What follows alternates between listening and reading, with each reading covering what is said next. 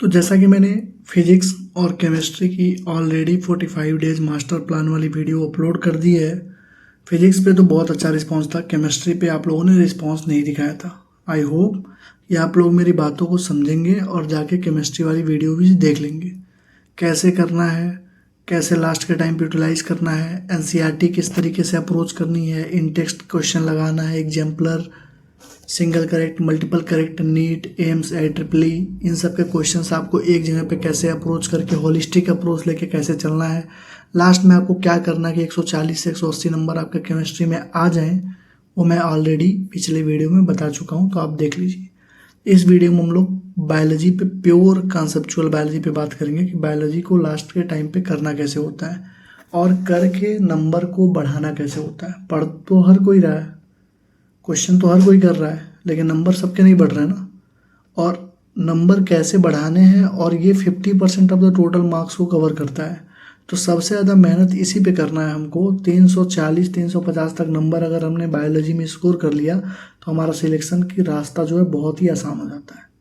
Hello everyone, myself Avinash Madeshiya, currently pursuing MBBS from PGI Azamgarh. तो आज मैं जो तुम्हें बताने जा रहा हूँ कि बायो को तुम कैसे टैकल करोगे लास्ट में। सर सिंपल सा कंसेप्ट होता है, एनसीईआरटी एनसीईआरटी एनसीईआरटी, बार बार एनसीईआरटी करनी है। कैसे करना है, तरीका क्या होता है, मैं तुमको समझा रहा हूँ, ठीक है। अभी तुमको बहुत सारी दिक्कतें आ रही होंगी, बायो भैया कितनी बार रिवीजन करें। बायो में भैया रिवीजन करने में बहुत टाइम लग रहा है, 5 घंटे में एक ही चैप्टर हो रहा है, 6 घंटे में एक चैप्टर हो पा रहा है। इन सारी चीज़ों पर मैं आज डिस्कशन करने जा रहा हूँ, ठीक है। चलो स्टार्ट करते हैं। अगर वीडियो अच्छी लगेगी तो लाइक, कमेंट, शेयर और हाइप जरूर करना। चलो, बायोलॉजी का मास्टर प्लान है 45 डेज में। देखो, सबसे पहली चीज़ होती है कि तुम किसी भी अगर युद्ध तुम लड़ने जा रहे हो, if you are going into the war, अगर तुम्हारा तलवार ही नहीं धारदार है, तलवार में तेज़ी नहीं है, तो तुम तो पहले ही हार चुके हो। तो तुम लोग मैक्सिमम बच्चे क्या कर रहे हैं, FST देने जा रहे हैं, नंबर आ रहे हैं 200 150। क्यों आ रहे हैं? क्योंकि FST का मतलब क्या होता है, फुल सिलेबस टेस्ट। तो फुल सिलेबस का टेस्ट देने जा रहे हो तो फुल बायोलॉजी जब रिवीजन करके जाओगे तभी तो नंबर आएगा। तुम्हारे पूरे FST में ही 300 नंबर आ रहे हैं, 220 नंबर, 250 नंबर और 300 नंबर आ रहे हैं। तुम गलती कहाँ कर रहे हो, तुम सीख क्यों नहीं रहे हो चीज़ें। पूरे मिला के तुम्हारे 300 नंबर आ रहे हैं, जबकि तुम्हारे बायो में ही 320 से 340 नंबर स्कोर किए जा सकते हैं। 300 नंबर तो स्कोर किए ही जा सकते हैं। तो सबसे पहली चीज़ क्या होती है, सिलेबस तो पूरा करो, रिवीजन तो अच्छे से करके जाओ। जब रिवीजन ही करके नहीं जाओगे तो नंबर कहाँ से टेस्ट में आएगा। क्यों फिर टेस्ट दे रहे हो? अगर बिना रिवीजन किए टेस्ट दे दिए और टेस्ट देने के बाद एनालिसिस भी नहीं कर रहे हो तो फिर टेस्ट देने का मतलब क्या है। फिर तो यही होगा ना, बस नाम का देने जा रहे हो, फॉर्मेलिटी पूरा कर रहे हो। बिना तैयार किए, बिना रिवीजन किए जाओगे, 200 नंबर आ रहा है 720 में, तो डिमोटिवेट हो गए ना तुम्हारा। तुम डिमोटिवेट हो गए, तुम्हारे माइंड पे उसका निगेटिव इम्पैक्ट पड़ रहा है। आगे की चीज़ें तुम पढ़ना नहीं चाह रहे हो उसके वजह से। समझ रहे हो क्या कहना चाह रहा हूँ। तो सबसे पहले क्या होता है, सिलेबस कंप्लीट करो। सिलेबस सबसे पहले कंप्लीट करो। अगर अभी तक किसी बच्चे का सिलेबस बाकी है तो पहले सिलेबस कंप्लीट करो। अगर सिलेबस कंप्लीट है, वेल एंड गुड है। अगर कंप्लीट नहीं है तो पहले सबसे पहले अपना सिलेबस कंप्लीट करो। और सिलेबस कंप्लीट करने में यूटिलाइज करो एनसीईआरटी को, जितना ज़्यादा हो सकता है डायरेक्ट एनसीईआरटी से रेक्टिफिकेशन करके सिलेबस कंप्लीट करो। अगर कोई कंसेप्चुअल चैप्टर है, जैसे जेनेटिक्स है, बायोटेक का पहला चैप्टर है, फोटोसिंथेसिस इन प्लांट है, रेस्पिरेशन इन प्लांट है, ह्यूमन फिजियो है, तो ये सब क्या होते हैं, कॉन्सेप्चुअल चैप्टर्स होते हैं जहाँ से अच्छे क्वेश्चन बन जाते हैं, लैंग्वेज तोड़ मोड़ के अच्छे क्वेश्चन बनते हैं। तो उनको वन शॉट से करो। लेकिन बाकी अब तुमको जैसे रिप्रोडक्टिव हेल्थ अभी पढ़े नहीं हो, तुमको पढ़ना है, बायोटेक का दूसरा पोर्शन पढ़ना है, इकोलॉजी पढ़ना है, तो ये सब रेक्टिफिकेशन वाली चीज़ें हैं, ठीक है। तो इसको डायरेक्ट एनसीईआरटी से रट्टा मारो। जितना ज़्यादा रट्टा मारो उतना ज़्यादा बेनिफिशियल होगा, उतना ज़्यादा तुम्हारा टाइम बचेगा। ठीक, क्लियर है। अब देखो, अगर तुम OBC से हो या जनरल कैटेगरी से हो तो 4 से 5 घंटा बायो तुमको डेली पढ़ना है। लेकिन अगर तुम SC ST हो या फिर तुम्हारे पास कोई स्पेशल कोटा है तो तुमको 6 से 7 घंटा बायो पे ही फोकस करना है। क्योंकि तुम अगर बायो में 320 प्लस ला दिए तो तुम्हारा सिलेक्शन अपने आप हो जाएगा। ठीक, 320 प्लस बायो में लाओगे, 120 से कम लाओगे क्या, 120 से कम लाओगे क्या, और 80 से कम लाओगे क्या फिजिक्स में, तुम्हारे कितने हो गए, जोड़ लो, 440, 520 सिलेक्ट हो गए। 520 तो जनरल का कट ऑफ गया था। ठीक है। तो 6 से 7 घंटे तुम अगर कैटेगरी से हो तो 6 से 7 घंटे बायो को पढ़ो, क्योंकि 50% तुम्हारा जो है 360 नंबर का पेपर यहीं से आएगा। क्लियर, बेसिक चीज़ थी। अब देखो बायोलॉजी के लिए क्या करना है। सबसे पहले एनसीईआरटी रट्टाफिकेशन करना है। एनसीईआरटी जब रट्टाफिकेशन कर रहे हो, जैसे मान लो बायोलॉजिकल क्लासिफिकेशन रिवाइज कर रहे हो या फिर एनिमल किंगडम रिवाइज कर रहे हो, तो तुमको सबसे ज़्यादा किस पे फोकस करना है। पहले पढ़ना तो सब है, जैसे मैंने 90 इंपॉर्टेंट टॉपिक बायो की जो लिस्ट बना के दी है, ऐसा नहीं कि बस उसी को करना है, पढ़ना सारा है, लेकिन उन टॉपिक्स पे ज़्यादा ध्यान देना है, उन टॉपिक्स से क्वेश्चंस अलग करके जाने हैं। ठीक है। तो जैसे बायोलॉजी है तो सबसे पहले एनसीईआरटी रट्टाफिकेशन करो। कोई भी चैप्टर पढ़ रहे हो तो एनसीईआरटी रट्टाफिकेशन स्टार्ट करो। अब जैसे मान लो फोकस कहाँ करोगे, सबसे ज़्यादा फोकस करो एग्जाम्पल्स पे, डेट्स पे, और वो लाइन जो तुम बार बार भूल जाते हो, अभी तक पूरे साल पढ़ रहे हो तो तुमको पता होगा कि तुम्हारी वीकनेस क्या है, तुम्हारा कौन सा लाइन बार बार भूल जा रहा है, कौन सा ऐसा वर्ड है या कौन सा ऐसा टॉपिक है जैसे बार बार भूल जा रहा है। जैसे मेरा सबसे वीक टॉपिक था ट्रांसक्रिप्शन, तो मुझे बार बार ट्रांसक्रिप्शन भूलता था, बार बार चीज़ें भूल जाती थी। और एनाटमी ऑफ फ्लावरिंग प्लांट में कुछ चीज़ें मैं भूल जाता था, मुझे याद ही नहीं होती थी, तो मैं उसको कॉपी पे लिख लिख के याद किया था। रट इतना अच्छे से रट लिया था कि मुझे उसका मतलब नहीं समझ में आता था कि क्या कह रहा है लाइन, लेकिन मुझे वो लाइन याद थी। ठीक है, इस तरीके से मैंने किया था। और जो वीक टॉपिक्स हैं, इतने दिन से पढ़ रहे हो तो कौन कौन सा लाइन तुमको बार बार भूल जाते हैं, कौन कौन से टॉपिक तुम्हारे वीक हैं, वो तुमको अभी तक आइडिया हो गया होगा। तो एनसीईआरटी जब रटोगे तुम किसी चैप्टर का, तो तुम इन पे ज़्यादा फोकस करोगे, एग्जाम्पल्स पे, डेट्स पे, जो लाइन तुम बार बार बोलते हो, जो वीक टॉपिक्स हैं उन पे। एक ही चीज़ बार बार के, जैसे तुम्हारा गैमेटोजेनेसिस है, स्पर्मेटोजेनेसिस और ooजेनेसिस तुम्हारा स्ट्रॉन्ग है एकदम, तो तुम बार बार 10 बार वही चीज़ पढ़ रहे हो तो क्या मतलब निकलेगा उसका, कोई मतलब नहीं निकलेगा। एक बार पढ़ोगे जब तुमको स्ट्रॉन्ग है वो चीज़, तो उस पर टाइम वेस्ट क्यों करना, बार बार उससे क्यों पढ़ना। उसके अतिरिक्त अगर तुम्हारा ट्रांसक्रिप्शन वीक है तो ट्रांसक्रिप्शन को 2 बार 3 बार पढ़ दो ना, वो टाइम यूटिलाइज करके। समझ रहे हो क्या कर रहा हूँ, मतलब जो चीज़ आती है उस पर ज़्यादा टाइम मत दो, जो चीज़ तुम्हें नहीं आती है, जो चीज़ तुम बार बार भूल जाते हो, उस पर ज़्यादा टाइम दो, मैं ये कह रहा हूँ। ठीक है। अब एनसीईआरटी जब रट्टाफिकेशन करोगे तो तुमको लगेगा कि भैया रट तो लिया हूँ लेकिन मुझे टाइम बहुत ज़्यादा लग रहा है। तो भाई जब पहली बार करोगे तो टाइम ज़्यादा लगेगा ही लगेगा, पहली बार जब करोगे तो टाइम लगेगा ही लगेगा। ठीक है। अब तुमको एग्जाम्पल से मैं सिखा देता हूँ। देखो जैसे तुम अपनी किताब खोलोगे, ठीक है, तो कोई भी एक चीज़ उठा लो, जैसे मान लो ये तुम, जैसे ये लीवर है, ठीक है, देख लो, ठीक है, तुम्हारे भी किताब में ऐसी ही चीज़ें होंगी। ठीक है, ऐसे तुमने हाईलाइट करा होगा। तो जब पहली बार पढ़ रहे होगे, जब मैं पहली बार इसको पढ़ूंगा तो मुझे टाइम लगेगा ही लगेगा। 1 घंटे का लेक्चर करने में 2-2 घंटे लग जाते हैं जब हम लोग उसको पढ़ते हैं, तो पहली बार में टाइम लग गया। लेकिन तुम्हें क्या लग रहा है, जो भी एक्स्ट्रा चीज़ें हैं मैंने यहाँ पे लिख ली, जो जो इंपॉर्टेंट है हाईलाइट कर लिया, तो जब मैं दूसरी बार पढ़ूंगा तो मुझे उतना टाइम नहीं लगेगा। चलो तुम्हारे एग्जाम्पल से समझाता हूँ। जैसे ट्रांसफॉर्मिंग प्रिंसिपल है ग्रिफिथ, ठीक है, तो जब तुम पहली बार पढ़ रहे हो ट्रांसफॉर्मिंग प्रिंसिपल, तो तुमको उसमें समझने में दिक्कत हो रही है कि मतलब कैसे कैसे क्या हो रहा है। एक बार लाइव किल लगा रहा है, एक बार हीट किल उसको इंजेक्ट कर रहा है, एक बार जिंदा हो जा रहा है, एक बार मर जा रहा है, इससे क्या कंक्लूजन निकला। तो पहली बार में तुम्हें दिक्कत हो सकती है, लेकिन जब तुम दूसरी बार पढ़ोगे तो वो कहानी तुम्हारे माइंड में पहले से फिट है। तो पहली बार में अगर ट्रांसक्रिप्शन टॉपिक को पढ़ने में 10 मिनट लगेंगे तो दूसरी बार में 5 मिनट लगेंगे, और जब तीसरी बार जब कभी रिवीजन करने आओगे उस चैप्टर को तो 2-2 मिनट में ख़त्म हो जाएगा।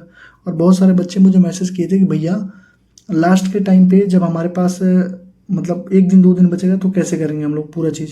तो उस टाइम पे बस पलट के देखना होता है, बस पेज पलटना होता है, टॉपिक सब टॉपिक हेडिंग एग्जाम्पल देखना होता है क्या क्या दिया है, समझे। ठीक है, लास्ट के टाइम तक मैं तुम लोग को गाइड करूंगा। अभी हम लोगों ने एक प्लान बनाया हुआ है, ठीक है, जितने भी बच्चे हमारे साथ जुड़े हुए हैं सबके लिए, जो हमारी पर्सनल मेंटरशिप चल रही है उनमें तो हम लोग मतलब तगड़े से गाइड करने ही वाले हैं अभी अप्रैल वाले मंथ से। लेकिन जो सारे बच्चे हमारे यूट्यूब के हैं उनके लिए भी 1 महीने का हम लोग फ्री मेंटरशिप हो सकता है लास्ट में प्रोवाइड कर दें। अभी बात चल रही है, कोई कंफर्म नहीं है। फ्री मेंटरशिप सबके लिए टिल द एग्जाम, वहाँ पे सारे डाउट्स वगैरह मतलब क्वेश्चन नहीं बताएंगे, लेकिन जो जेन्युइन प्रॉब्लम्स होंगे उनके लिए जूम मीटिंग सेशन लेके सारे बच्चों का हम लोग डिस्कशन करना स्टार्ट करेंगे। अभी बात हमारी चल रही है, कंफर्म नहीं है। ठीक है, तो समझ लेना क्या करना है। तो पहली बार में टाइम लगेगा, होपलेस मत हो, अभी तुम्हारे पास टाइम है। अभी आज कितना तारीख है, आज तुम्हारा 24 है, अराउंड तुम्हारे पास 36 दूर से मान के चलो 40 दिन के अराउंड तुम्हारे पास टाइम है। तो होपलेस होने का मतलब नहीं है कि होपलेस हो जा रहे हो भैया पहली बार में टाइम लग जा रहा है। पहली बार में तो लगेगा यार, दूसरी बार तीसरी बार करोगे तो टाइम नहीं लगेगा। ठीक, तो example that forgotten line weak topics पे ज़्यादा फोकस करना। अब देखो जो कंसेप्चुअल टॉपिक्स हैं उनके नोट्स को प्रीफर करो। जैसे ट्रांसक्रिप्शन था तो मैं ट्रांसक्रिप्शन एनसीईआरटी से नहीं पढ़ता था, एनसीईआरटी लास्ट में पढ़ता था। पहले अपने नोट्स को खोलता था, ट्रांसक्रिप्शन इन यू करियर पढ़ा, फिर ट्रांसक्रिप्शन इन प्रो करियर पढ़ा, translation in you career, translation in pro career पहले पढ़ लेता था नोट से, उसके बाद जाता था तो अपने एनसीईआरटी को खोल के पढ़ता था। तो जो जो कंसेप्चुअल टॉपिक्स हैं, जैसे मेरा सबसे वीक टॉपिक था वो ईटीएस साइकिल में जो C3 साइकिल ईटीएस साइकिल उसमें, और वो ग्लाइकोलिसिस वाला। अब उसमें मुझे एटीपी निकालने में दिक्कत होती थी कि एटीपी कौन से स्टेप में कितना है। जब न्यूमेरिकल क्वेश्चंस आते तो मैं ब्लैंक हो जाता था। तो मैं क्या करता था, पहले कंसेप्चुअल टॉपिक्स अपने नोट्स को खोलता था, नोट्स में उसके टॉपिक पढ़ता था, फिर एनसीईआरटी को पढ़ के क्वेश्चन लगा लेता था। तो जो भी कंसेप्चुअल टॉपिक्स होंगे उनके नोट से क्वेश्चन तुमको लगाने हैं। ठीक, इस टाइम पे नीट के पीवाईक्यू 2019 से 2025 6 साल के बस नीट के पीवाईक्यू लगाओ किसी भी चैप्टर के, मोर देन एनफ और सफिशिएंट होंगे। उसके बाद अभी और भी क्वेश्चन लगाने हैं, कब लगाने बताता हूँ। और 100 से 150 क्वेश्चन प्रैक्टिस करो पहली बार में। 100 से 150 क्वेश्चन, जो बच्चे अभी तक क्वेश्चन प्रैक्टिस नहीं किए हैं किसी भी चैप्टर का, तो हर चैप्टर का 100 से 150 क्वेश्चन प्रैक्टिस कर लो। अगर हर चैप्टर का नहीं करना चाहते हो तो हर चैप्टर का एटलीस्ट 2019 से 2025 का पीवाईक्यू और जो कंसेप्चुअल चैप्टर्स हैं उनके 100 से 150 क्वेश्चन प्रैक्टिस करना एकदम मस्ट है। कंसेप्चुअल चैप्टर फिर से बताता हूँ, जेनेटिक्स, बायोटेक का पहला पार्ट, ह्यूमन फिजियो और प्लांट फिजियो का चैप्टर नंबर 13 और चैप्टर नंबर 14, मतलब फोटोसिंथेसिस इन प्लांट और रेस्पिरेशन इन प्लांट, ये कंसेप्चुअल चैप्टर्स के कैटेगरी में आते हैं। ह्यूमन रिप्रोडक्शन भी तुम्हारे कंसेप्चुअल चैप्टर के कैटेगरी में आता है। तो इनके 100 से 150 क्वेश्चन प्रैक्टिस करना मस्ट है अगर तुम पहली बार कर रहे हो तो। अगर पहले कर चुके हो तो कोई दिक्कत नहीं है, जो जो क्वेश्चन तुम्हारे फंसे हुए हैं बस उन पर ज़्यादा फोकस करना। ठीक, तो नीट के पीवाईक्यू 2019 से 2025 और ये। ठीक, अब देखो क्वेश्चन मार्किंग एकदम मस्ट है। क्वेश्चन मार्किंग मैंने बोला ना एकदम मस्ट है। आप 100 से 150 क्वेश्चन करोगे तो जब दूसरी बार रिवीजन करना रहेगा तो क्या फिर से 100 से 150 क्वेश्चन करोगे? नहीं, जो जो क्वेश्चन तुमको दिक्कत किए होंगे, जो जो क्वेश्चन तुम्हारे दिक्कत कर रहे होंगे, जो जो तुमने मार्क किया है, स्टार बनाया है, गोला बनाया है, उन क्वेश्चन को बस करो। तो क्वेश्चन मार्किंग हमेशा एक ध्यान रखना मस्ट होती है। ठीक, और टेस्ट की एनालिसिस करना एकदम मस्ट है। जैसे 3 घंटा अगर टेस्ट दे के आ रहे हो तो 3 से 5 घंटे का टाइम तुमको उसकी एनालिसिस पे देना चाहिए कि कोई क्वेश्चन गलती हुआ है तो वो टॉपिक मैं अच्छे से कर लूँ। जैसे मैं हमेशा बोलता हूँ कि अगर मेटाफेज का कोई क्वेश्चन गलती हो गया तो मेटाफेज इस तरीके से पढ़ लो कि दोबारा कभी मेटाफेज का क्वेश्चन आए तो कभी गलती ना हो। अगर लय के उपरान का क्वेश्चन गलती हो गया इस बार टेस्ट में तो उसको उसी दिन आके इस तरीके से पढ़ के उसके क्वेश्चन प्रैक्टिस कर लो कि पूरे ज़िंदगी मतलब टिल द नीट एग्जाम अगर कभी भी किसी टेस्ट में लय के उपरान का क्वेश्चन आया तो वो तुमसे गलत नहीं होना चाहिए। इसको बोलते हैं एनालिसिस। टेस्ट देने का फ़ायदा तभी होगा जब एनालिसिस अच्छे से करोगे। ठीक है, और सेकेंड टाइम जब रिवीजन करना तो अपना एनसीईआरटी रेक्टिफिकेशन करना, टाइम खुद ब खुद कम लगेगा। और जो तुमने क्वेश्चन मार्क किया था यहाँ पे क्वेश्चन लगाते टाइम, चाहे पीवाईक्यू का चाहे यहाँ से 100 से 150 क्वेश्चन प्रैक्टिस करते टाइम वो, और मिस्टेक क्वेश्चन जो तुमने टेस्ट के एनालिसिस में जो तुमसे मिस्टेक क्वेश्चन हुए थे वो, ये सेकेंड टाइम के रिविजन में करना। ठीक है, और syllabus should be completed, syllabus complete होना ही चाहिए। सिलेबस कंप्लीट नहीं हुआ तो राम नाम सत्य है, कोई मतलब नहीं रह जाएगा। 10 चैप्टर 5 चैप्टर भी छोड़ के गए, 5 चैप्टर से कम 8 से 10 क्वेश्चन आएगा, तुम ऑलरेडी 40-50 नंबर तुम छोड़ के चले आओगे। तो जितने भी तुम वीडियो देखते हो ना यूट्यूब पे कि बायोलॉजी में बस 20 चैप्टर कर लो, 25 चैप्टर कर लो, किसी की बात मत सुनना, सारे चैप्टर करके जाने हैं। ठीक, क्लियर है, समझ में आ गई चीज़ें मैंने क्या क्या बोला है। अब देखो, फ्री ऑफ कॉस्ट हम लोगों ने कॉन्फिडेंस बूस्टर के लिए 90 इंपॉर्टेंट टॉपिक की बायोलॉजी प्रैक्टिस करवा रहे थे हम लोग।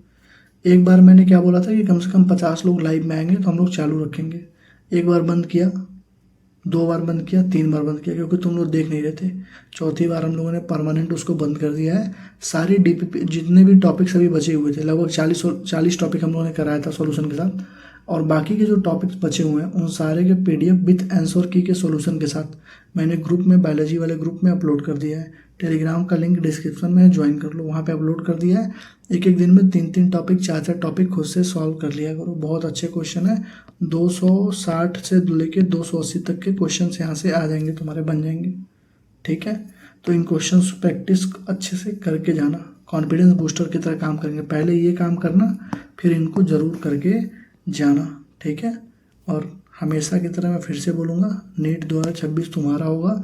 बस खुद के ऊपर कॉन्फिडेंस रखो, मोटिवेटेड रहो और किसी और से खुद को कंपेयर मत करो कि उसका 600 नंबर आया, तुम्हारा 300 नंबर आया, तुम भी बढ़ाओगे अपने नंबर। ठीक है, समझ रहे हो ना क्या कह रहा हूँ।